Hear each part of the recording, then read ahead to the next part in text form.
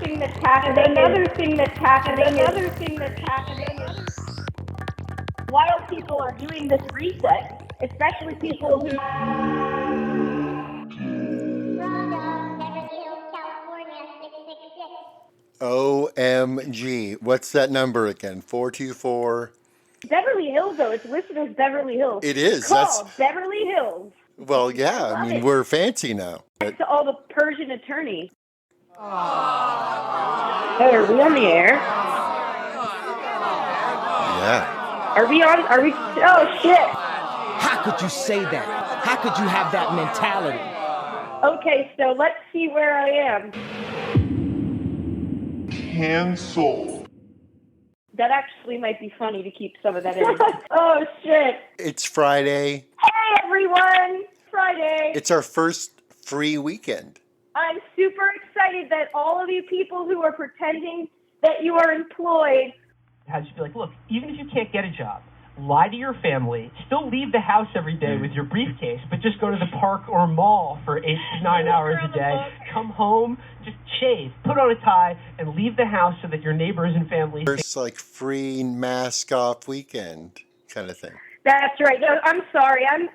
That's what us East Coast Jewish people do. We get cynical and loathe everybody. But it is mandate lifted.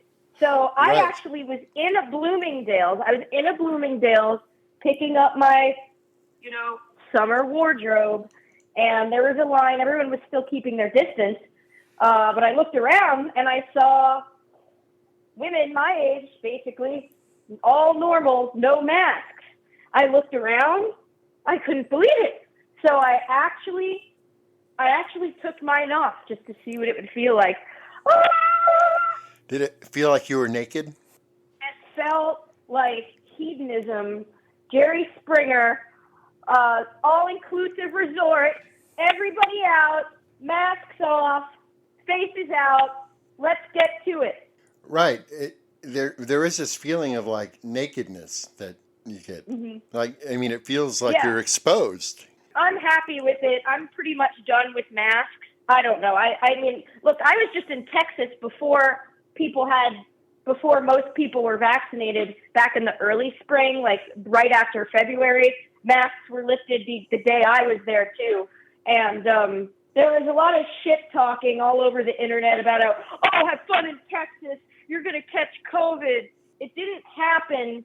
And people were saying, everyone's going to be so disrespectful and tote around their guns and cough in your face. And that didn't happen either. About half the people decided to keep them on. Half the people didn't. Basically exactly what I saw at the Bloomingdale's. I also think it depends on who is managing the establishment. Like, there are certain groups of people in certain areas that are going to be more strict than others. There's a chance that Bloomingdale's actually did still have a private mask mandate. However, the people there don't give a shit. I mean, we were in Sherman Oaks. Sherman Oaks is my closest mall area, and that was happening. So I felt pretty safe. I was happy about it. I'm sick of the mask. It's summer. It's hot. The Rona is so low down here. I mean, people are Bill Gates 5G microchip. A lot of them. It's like, I'm just fucking done.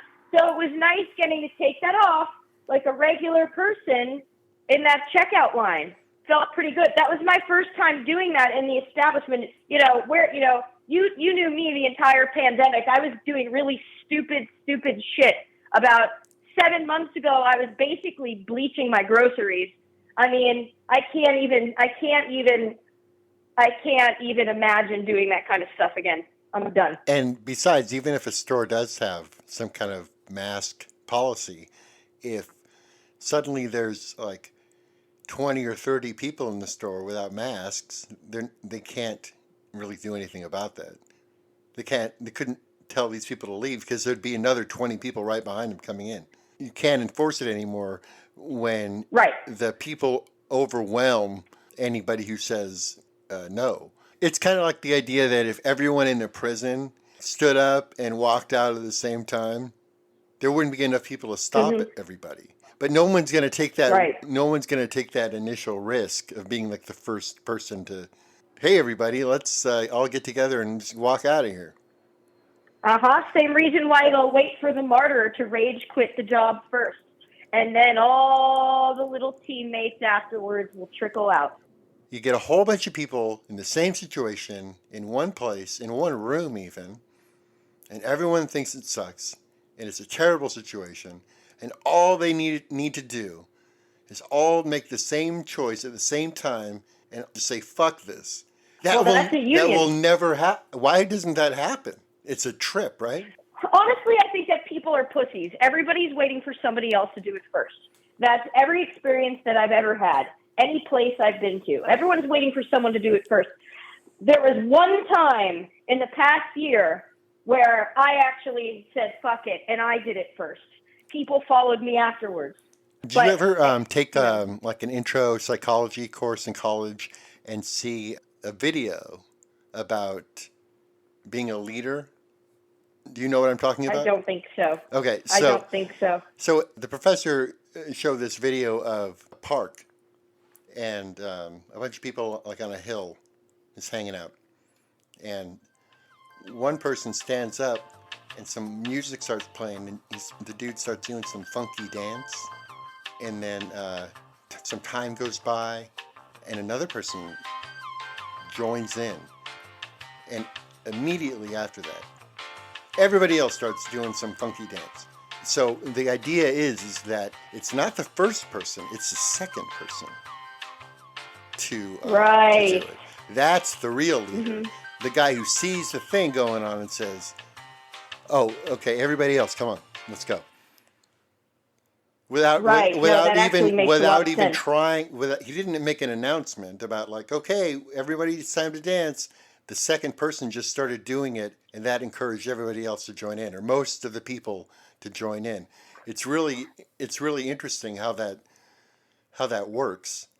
It's super interesting, and now I'm relating it to a situation that I had that you know about in the past year, where yes, I was the first person. I probably at the time had the least to lose, but actually, from what I know about happened following me, there is a whole group trickling out right after me, which would lead me to believe that you are correct. It was the second person who did something about something and left the situation where after that there is a very, very fast trickle-down effect, and a lot of people left after that. But there was a delay after I did.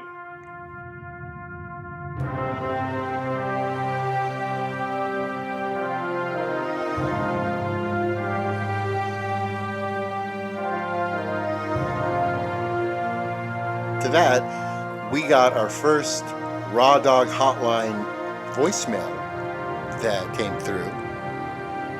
Pretty cool. That's pretty amazing. So, Beverly Hills, California voicemail, everyone. Raw Dog News, Beverly Hills. You never know what you may get. Who may answer the phone? We don't know. You didn't give the number out. What, Uber app? Uber rap? What? I didn't. You said Beverly Hills, but you didn't give the phone number out. Okay, wait. All right. So anybody who wants to talk to Raw Dog News, call Beverly Hills 424-666-1036. Boom. Right. Probably in the next episode. He's not the leader. The second person is called the real leader. And so that's one of the people out there in the world. We're waiting for that leader to appear. The rebirthing. The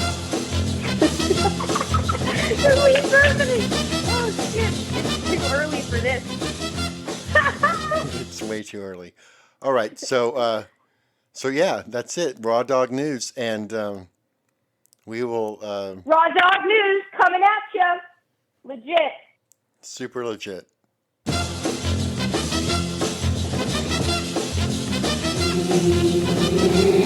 Raw Dog News. You should not let anybody raw dog you. Raw Dog News. Do not raw dog. This is not.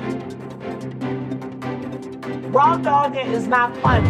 This is a serious matter. Raw Dog News. Raw dogging is a term that is considered slang and it means unprotected.